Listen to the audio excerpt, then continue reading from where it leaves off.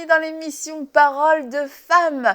Toute cette semaine, nous allons reprendre confiance en nous, reprendre confiance aussi envers les autres et envers Dieu, parce que la confiance, c'est quelque chose qui se construit et on peut se la faire voler aussi. Et une vie où on ne fait confiance à personne, où on n'a pas confiance en soi non plus, c'est une vie qui peut être plus difficile. Et je crois que cette semaine, vous allez regagner cette confiance qui vous a été volée, cette confiance que vous avez perdue au fil des années. Cette confiance va revenir et vous ne serez plus la même d'ici la fin de la semaine. Bonjour les filles. Hello, hello. Moi j'ai confiance en Dieu, c'est pour ça que je me permets de dire. Moi je fais confiance à Nadine. Donc cette semaine, nous parlons de la confiance et je trouve que c'est un très beau thème qui s'approche un peu de la foi en fait.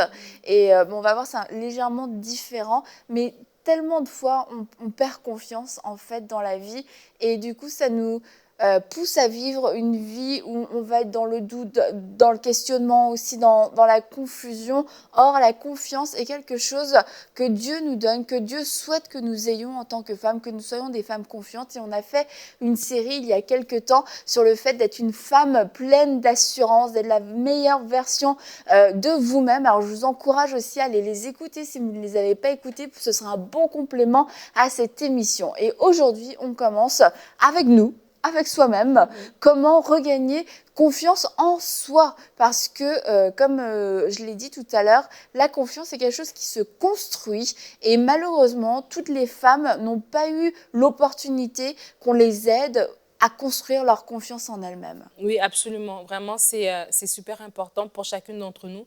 Et en fait, la confiance, elle se construit déjà dès l'enfance, en fait.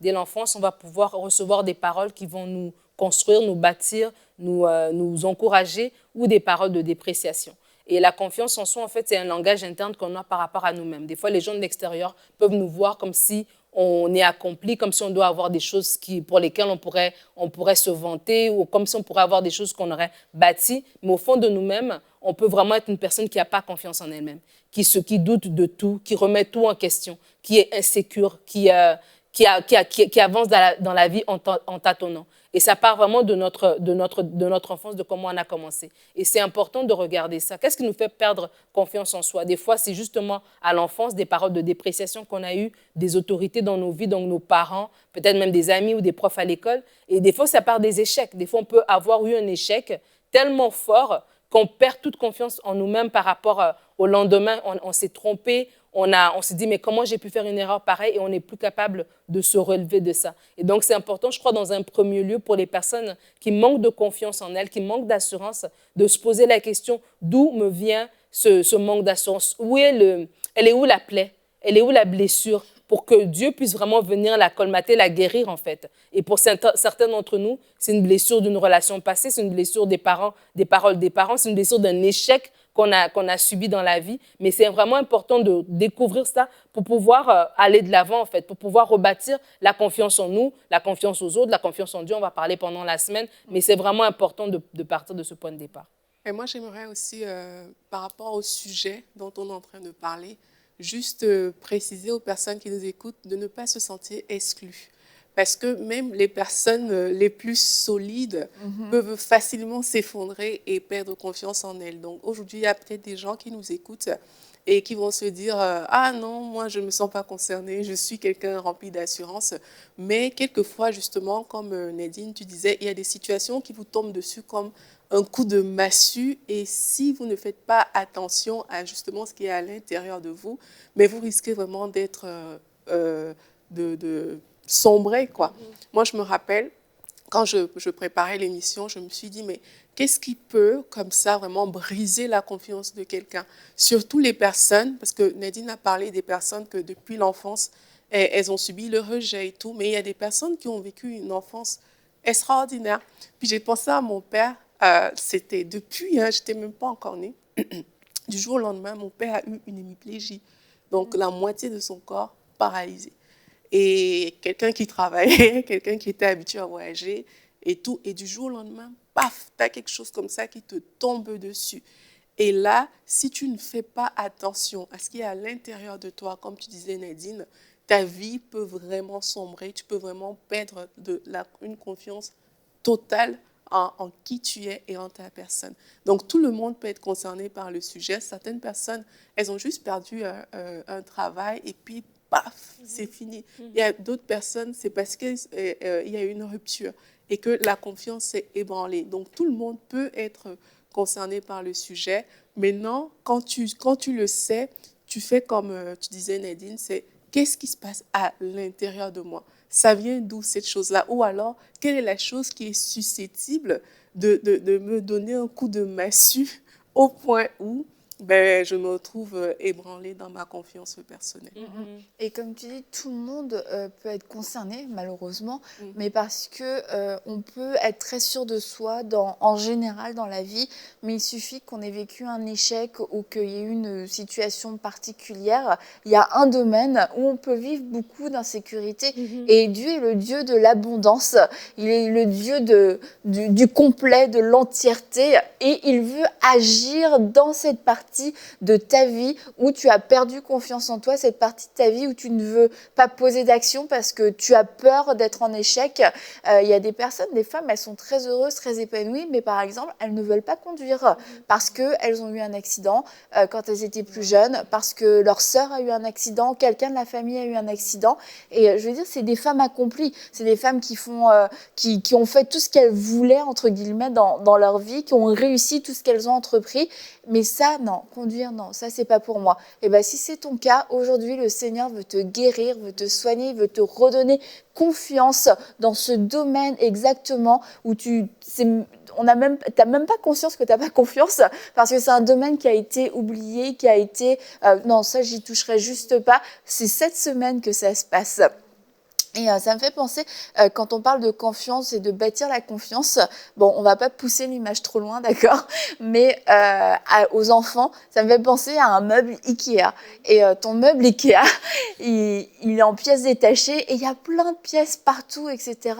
Et en tant que parent, là, je veux vraiment parler aux parents, en tant que parent, notre mission est de construire cet enfant et c'est pas de le voler, c'est pas de l'affaiblir. Et ton meuble Ikea, si tu jettes la moitié des pièces et que c'est une table et tu montes que 3 pieds, ça se peut que ta table elle soit fragile.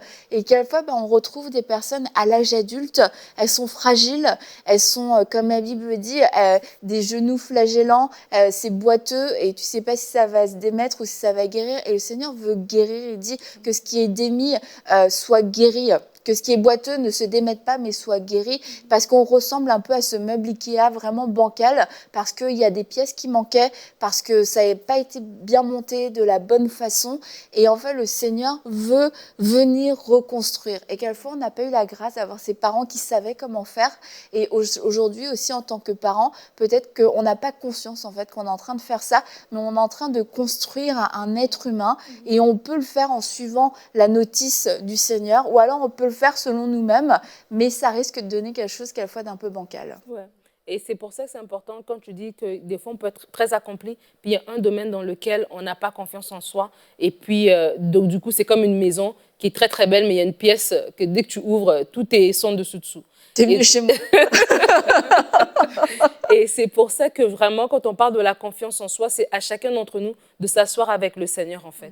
On sait, nous tous, peut-être de façon plus ou moins claire, le domaine dans lequel c'est plus fragile. Et c'est comme ça, c'est important de faire de vraiment amener ça devant Dieu, parce que comme tu dis, Dieu veut nous guérir complètement. Dieu veut que nous soyons vraiment entiers, que nous soyons épanouis. Pour qu'il puisse nous utiliser, il faut qu'on soit ce drap neuf en fait entre ses mains. Il faut qu'on soit cette outre neuve entre ses mains. Et donc c'est pour ça c'est important de vraiment faire ce travail et de se poser la question elle est où mon insécurité, et de vraiment par le Saint-Esprit venir faire apporter cette lumière. On a fait une émission avec Omer il y a quelque temps sur la dépendance affective, et c'était vraiment qu'on voyait qu'il y avait un fil conducteur, il y avait des choses des réactions qu'on avait, mais qui partaient de quelque chose. Il y avait un point d'origine à ces réactions. Et donc, lorsqu'on parle de la confiance en soi, pourquoi je n'ai pas confiance en moi?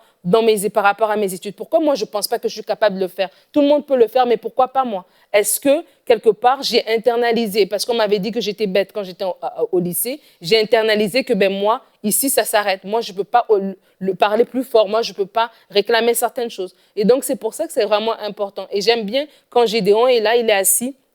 Et on connaît cette histoire d'un juge où est-ce qu'il bat le froment et tout ça. Et l'ange de l'Éternel vient le parler et qui lui dit qu'il est un vaillant héros. Et là, Gédéon est capable d'exprimer pourquoi il ne se sent pas vaillant héros. Parce qu'il est le plus petit, parce que voilà, sa tribu est la plus petite, etc. Et c'est de la même manière aussi qu'on doit être capable dans la prière de dire, Seigneur, moi, je me sens insécure dans tel domaine. Je ne me sens pas capable de parler. Je vois les autres personnes à l'église peut-être faire des choses, mais moi, je ne me sens pas capable. Et c'est comme ça que Dieu va venir ouvrir nos yeux pour dire, en fait, toi, c'est parce que tu avais placé ta confiance dans frère untel, et frère untel t'a dit que toi, l'exhortation, ce n'est pas ton truc, et du coup, tu t'es arrêté parce que tu as basé ta confiance sur telle personne. Et des fois, lorsqu'on place notre confiance plus dans les gens qu'en Dieu, c'est là aussi une source de confiance perdue. Parce que les gens vont peut-être nous décevoir. Peut-être qu'ils vont dire une parole qui n'est pas à propos, parce qu'ils ne connaissent pas notre fond. Ils sont des humains, ils nous voient avec les capacités. Et peut-être à ce moment-là, tes capacités étaient limitées et la personne, elle a parlé par rapport à ce qu'elle a vu. Et tu as pris ça comme une vérité profonde et c'est devenu une zone d'insécurité dans ta vie. Mais c'est vraiment important d'arriver à changer le focus. Mon focus n'est pas que je vais aller chercher mon approbation chez quelqu'un. Mon focus, je vais aller la chercher chez Dieu. Et c'est ça qui va bâtir la confiance en nous. Et quelquefois, c'est un combat, parce que moi, je pense à des personnes. Il y a des personnes qui manquent confiance en elles au point où elles n'arrivent même pas à s'exprimer. Elles s'excusent tout le temps, elles ont peur de parler. Et tu vois que cette personne, à l'intérieur, elle est vraiment brimée. Peut-être, comme tu as dit, parce qu'elle a internalisé tellement de choses qu'au final, tout le monde est supérieur. Et ça peut être, entre guillemets, comme biblique, genre, oui, c'est par honneur que je te fais des courbettes, considérer les autres comme supérieurs à vous-même, j'applique le verset biblique. Mais en fait, ça cache un gros manque de confiance en soi. Et quelquefois, c'est un combat parce que là, il y a une parole que je méditais dernièrement. La Bible dit qu'on ne peut pas entrer dans la maison d'un homme fort et saccager sa maison si on ne l'a pas lié. Et je sais qu'une chose que l'ennemi veut faire, souvent c'est ça, c'est qu'il veut te lier, il veut te rattacher à quelque chose dans le but de te piller, dans le but de saccager ta vie. Parce que ces choses internes que les gens transportent, qui font qu'elles manquent de confiance en elles, en fait, c'est parce qu'elles sont liées quelque part. Elles sont liées à une perception qui n'est pas bonne. Et ça, c'est une œuvre que l'ennemi est en train de faire parce que son but, justement, c'est que pour entrer chez l'homme fort, pour entrer chez toi, mais il faut d'abord qu'il te mette dans une position où vraiment tu es lié par plusieurs choses et après, paf, il profite de ça pour semer du désordre, en fait, dans ta vie. Et pour beaucoup de personnes, c'est des combats qu'il va falloir mener. C'est des combats dans lesquels tu vas devoir vraiment dire « Je m'oppose à cette chose au nom de Jésus ». Ça ne vient pas de Dieu. Ça, c'est une œuvre satanique. Satan a prévu de me faire... m'envoie, je ne sais pas, des trucs pour que je pense, entre guillemets, je vais dire ça comme ça, que je suis incapable, que je suis nulle, que je suis ci, que je suis ça. Mais toi, il va falloir prendre ces choses-là et vraiment les combattre. Dire, je ne serai pas liée par cette pensée. Je ne garderai pas ça dans mon cœur. Je refuse que cette pensée m'habite et vraiment casser ces choses dans la prière. Et en faisant ce travail, tu vas aussi commencer à dire des choses positives sur toi, à prophétiser la parole de Dieu sur toi, ce que Dieu pense de moi. Et ça, pour beaucoup, je suis convaincue que c'est une clé pour sortir de ce manque de confiance en soi. Et on peut le faire et c'est valable et c'est surtout valable finalement, même quand ces paroles d'accusation, ces paroles qui viennent nous harceler, tu peux pas, t'es pas capable, quand elles partent d'un fait où on s'est trompé, on a vraiment fait une erreur, on a failli et du coup on se dit bah non mais c'est la vérité parce que j'ai échoué ce jour-là, j'ai mal agi et je pense à Pierre quand il a renié Jésus, mais s'il s'était arrêté à ça, quand Jésus l'appelle après et quand il lui dit mais c'est sur toi que je bâtirai mon église, quand l'église commence et là il a la possibilité d'annoncer l'évangile, etc. Il aurait pu croire ses mensonges, mais non, je suis celui qui a renié Jésus, je suis pas digne d'être celui qui va commencer l'église, je suis pas digne d'être celui qui va annoncer l'évangile, je suis pas digne d'aller annoncer l'évangile, d'aller annoncer la bonne nouvelle de Jésus à des non-juifs. Je peux pas. Moi-même, j'ai été celui qui l'a renié. Et en fait, quelquefois, ça se mélange entre, oui, un fait, il y a eu un moment donné, j'ai failli, en effet, mais Dieu m'a pardonné et Dieu, après cet épisode-là, dit non, je te crois encore. Et c'est à nous de croire ce que Dieu va dire, de croire, de s'en remettre aux conclusions de Dieu, en fait, et pas dans nos propres conclusions. Non, selon mon compte rendu, selon mon rapport, non, j'ai échoué, je suis disqualifiée. Mais Dieu dit non, moi, selon mon rapport, oui, s'il y a eu une erreur, Dieu ne dit pas il n'y a pas eu d'erreur, mais je t'ai pardonné et je crois le meilleur de toi et je crois que tu vas te relever et mes promesses ne sont pas annulées. C'est à toi de croire en toi-même, à nouveau, comme tu dis, Annabelle.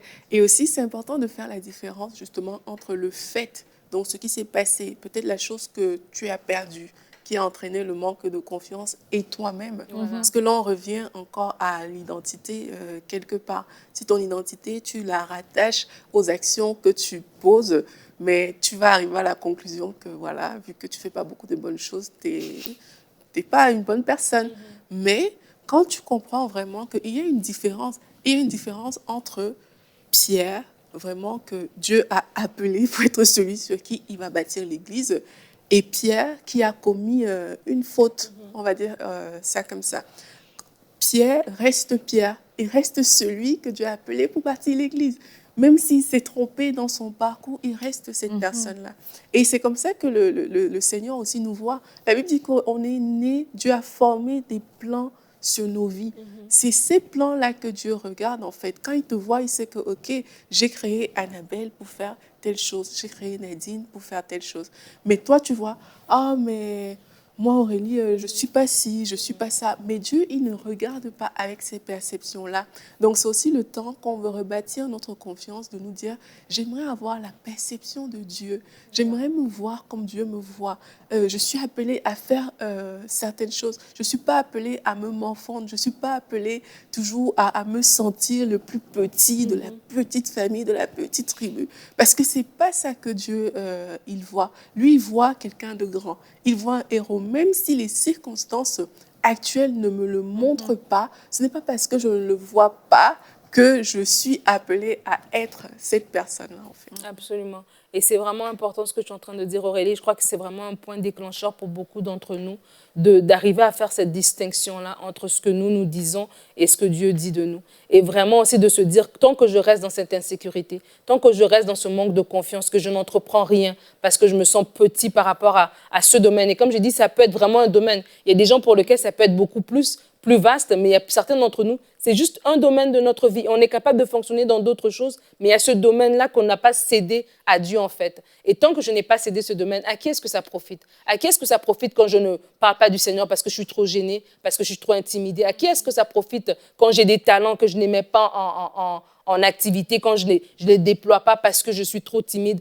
parce que je suis trop gênée, parce qu'on m'a dit que j'étais pas bonne, parce que j'ai pas confiance en moi? À qui est-ce que ça profite? Et si vraiment la parole de Dieu nous dit que Dieu nous a créés, il a dit qu'on est né de Dieu, on n'est pas de la volonté d'un homme, pas de la chair, mais de Dieu. Nous sommes ses enfants et qu'il a pour chacun de nous des plans et des projets. Et il y a tellement de choses à faire. Il y a le monde à gagner pour le Seigneur. Donc, ça ne profite pas à Dieu que je sois enfermée dans mon salon à ne rien vouloir faire, alors qu'il y a des milliards et des millions de gens sur cette planète qu'il faut toucher par l'Évangile. Donc, c'est vraiment à se dire, Seigneur, ce domaine-là, je l'ai trop cédé à l'ennemi. Là, je me répands parce que mes yeux s'ouvrent et que je pensais que ma confiance en moi devait être bâtie sur mes propres capacités. Et parce que j'ai échoué dans ce domaine-là à plusieurs reprises, je me sens plus de le faire parce que je me bâtis sur mes propres capacités, en fait. Mais en fait, j'aurais dû bâtir sur toi. Et c'est vraiment la première étape, c'est de se repentir parce que c'est vraiment un changement de mentalité que de se dire, ma confiance, c'est pas bâti sur moi-même, mais c'est bâti en Dieu. C'est Dieu qui me donne la capacité de le faire. Ma capacité vient de Dieu.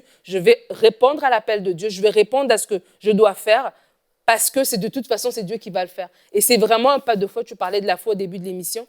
Pour des personnes, c'est vraiment juste de se repentir tout d'abord. Seigneur, change ma façon de voir les choses. La façon dont j'abordais les choses n'était pas vraie et j'ai laissé l'ennemi me garder lié, me garder dans de l'insécurité, dans du manque de confiance en moi-même, dans du manque d'estime en moi-même pendant trop longtemps. Et j'ai gaspillé peut-être des années. Il y a des gens, vous deviez rentrer dans un programme d'études et vous n'avez pas fait, vous avez préféré prendre quelque chose de plus facile, entre guillemets, parce que vous bâtissez votre confiance sur vous-même, parce que vous rattachez à la parole que quelqu'un vous a dit il y a 5 ans, il y a 10 ans. Mais qu'est-ce que Dieu dit? Et c'est vraiment important que chacune d'entre nous puissions prendre un temps dans la prière sincère pour dire, Seigneur, viens me montrer ce que toi tu veux, viens me montrer ce que tu dis, viens me montrer quelles sont des pensées que j'ai, qui sont en fait des mensonges, que j'ai laissés prendre racine dans mon cœur au point que c'est vraiment devenu des vérités alors que ça ne l'est pas en fait. Et quand on... Ah, vas-y. Vas-y. Oui, je pense qu'aussi, il faut ouvrir vraiment ses perspectives pour comprendre que on peut faire différemment. On peut penser différemment de ce qu'on pense aujourd'hui. Parce que parfois, on est limité vraiment à ce qu'on voit ou à ce que les autres nous font croire. Il y a des personnes, moi, j'ai reçu un peu des questions comme ça, où on me dit, mais dans ma famille, par exemple, le fait que je ne sois pas mariée, le fait que je ne sois pas si, on me prend toujours pour ça. Et la personne, elle n'a pas confiance en elle juste parce qu'elle n'est pas mariée. Et juste à cause de ça, toutes les décisions, toutes les choses, la façon de se comporter tournent autour de ça, en fait. Mais moi, j'aimerais dire aux personnes, c'est possible vraiment de voir les choses différemment. Et ça aussi, comme tu dis, c'est un changement de mentalité. C'est ça aussi la repentance. En se plaçant devant Dieu et dire, Seigneur, accorde-moi la grâce de voir ce que je vois aujourd'hui avec tes yeux, de façon différente de la perception actuelle. Et c'est tellement personnel, ces choses-là, que on peut avoir 2 personnes qui ont exactement les mêmes statuts, mais tu vois une qui est tellement remplie d'assurance parce que devant Dieu, elle a cette conviction et tu vois l'autre qui est brisée, entre guillemets. Donc, allons devant Dieu, comme tu disais Nadine, et vraiment laissons le Seigneur nous remplir de ses pensées, nous remplir de sa vie, de sa joie, de sa façon de nous voir, de sa façon de voir même nos réactions, comment on doit être. Et en marchant dans cette direction-là, vraiment la confiance va se restaurer.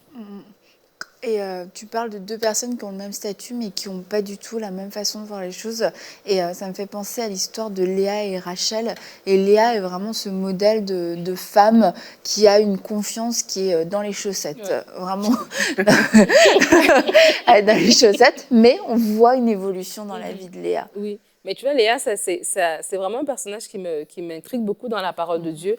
Parce que tu vois, ça fait partie des exemples quand on parle de reprendre confiance en soi, lorsqu'on a laissé notre confiance être déterminée par les gens. Tu vois, Léa, elle grandit dans la maison de son père Laban.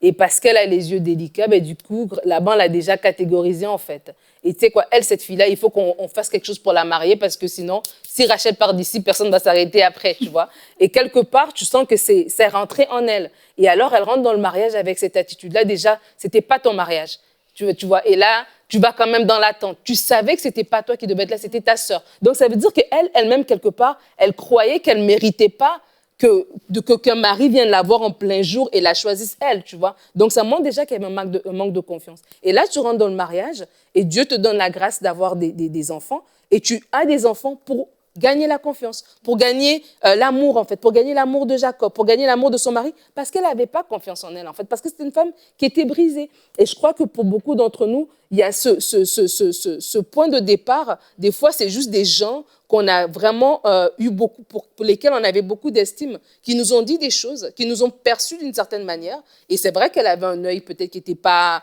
voilà, comme l'autre, mais parce qu'ils nous ont perçus d'une certaine manière, parce qu'ils nous ont donné un décret, on l'a pris pour vérité et on fonctionne par rapport à la limite que ces gens-là ont mis sur nous, par rapport aux paroles qu'ils ont mis sur nous. Donc, c'est vraiment important de se dire, tiens, moi, dans tel domaine, j'ai plus confiance en moi, je me sens plus capable de le faire. OK, d'où ça vient? De remonter à la source et de changer sa façon de voir. Seigneur, j'ai pris l'opinion de tel et je l'ai mis tellement haut et je me suis limitée là, mais maintenant, qu'est-ce que toi tu dis? Et comme Aurélie l'a dit, c'est personnel à chacune d'entre nous. On peut être toutes les trois dans la même structure, dans la même église, dans le même ministère, ministères, mais des points de vue différents, des blessures différentes, des points d'entrée de l'ennemi différents. Et c'est important de pouvoir aller vers Dieu et de dire, Seigneur, règle ça, règle ce problème. Parce qu'à la vue de tout le monde, ben, Léa, elle est bien, elle est mariée, elle a les enfants, ça a l'air, tout va bien. Mais à l'intérieur, Léa, elle souffre en fait.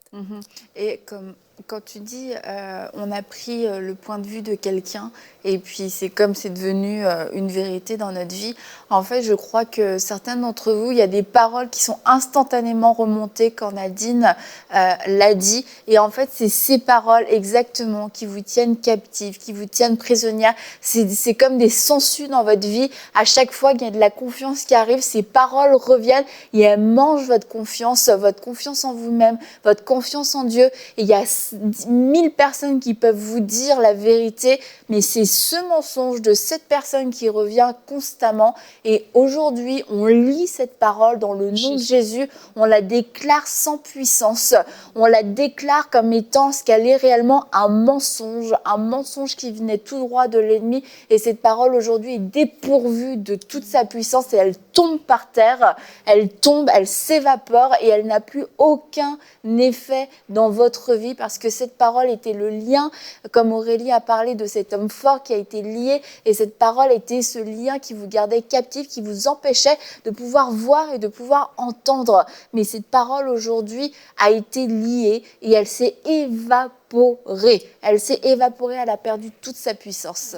Amen. Et on peut prier pour les personnes aussi, vraiment qu'elles soient remplies de la pensée de Christ concernant leur propre vie. Et vraiment, Dieu nous a appelés, comme on a dit, à faire de grandes choses. Et alors qu'on marche dans le couloir, parfois de notre appel, on gagne en assurance parce qu'on est comme un poisson dans l'eau dans ce que Dieu nous a appelés à faire. Donc, je vais prier par rapport à ça. Et avant, je ne sais pas, il y a une parole comme ça qui me vient, c'est dit, de quoi as-tu honte? On va aussi présenter ces choses à Dieu maintenant pour les briser conformément à la prière que Annabelle a faite. Seigneur, je te rends grâce pour toutes les personnes qui nous écoutent aujourd'hui. Merci Seigneur Jésus-Christ parce que plusieurs sont en train de déposer ces choses, Seigneur, qui faisaient leur honte devant toi maintenant. Alors, Père éternel, qu'elles sont en train de déposer les fardeaux qu'elles ont transportés, qui ont fait que cette confiance en elles soit brimée. Seigneur, je prie vraiment afin que tu ôtes, que tu arraches depuis la racine toutes ces choses à l'intérieur, Père. Maintenant, je prie qu'elles soient arrachées au nom de Jésus-Christ. Que les paroles qui ont été dites comme Annabelle a prié, que ces choses, ces étiquettes, ces identités qui sont venues s'accrocher à l'intérieur de ces personnes et qui les empêchent d'avoir cette confiance en elles. Au nom de Jésus, nous les déracinons maintenant. Nous les arrachons maintenant. Et Père, je prie afin que la pensée de Christ s'installe aussi maintenant. Oui, Seigneur, tu as fait de toutes ces femmes des créatures merveilleuses. Merci. Tu as fait de ces femmes des choisies de l'Éternel. Tu les as appelées pour de grandes choses, Père éternel. Là où hier encore, elles s'excusaient, aujourd'hui, Seigneur, on déclare que leur tête est relevée. Amen. Elles relèvent la tête et elles marchent avec assurance. L'assurance de ce qu'elles sont des filles de Dieu et qu'elles n'ont rien à craindre, Seigneur. Merci pour ta bonté qui se répand dans chaque cœur. Merci pour ta vie qui coule, Père éternel, auprès de nos sœurs qui nous écoutent aujourd'hui. Nous te rendons gloire et honneur, Seigneur Jésus-Christ. Amen. Amen. Amen. Et demain, on va se retrouver pour une prochaine émission de Paroles de Femmes et nous verrons comment regagner de la confiance après avoir été trahi, après avoir été déçu par les autres. C'est possible à nouveau de faire confiance. Alors, à demain pour une prochaine émission de Paroles de Femmes.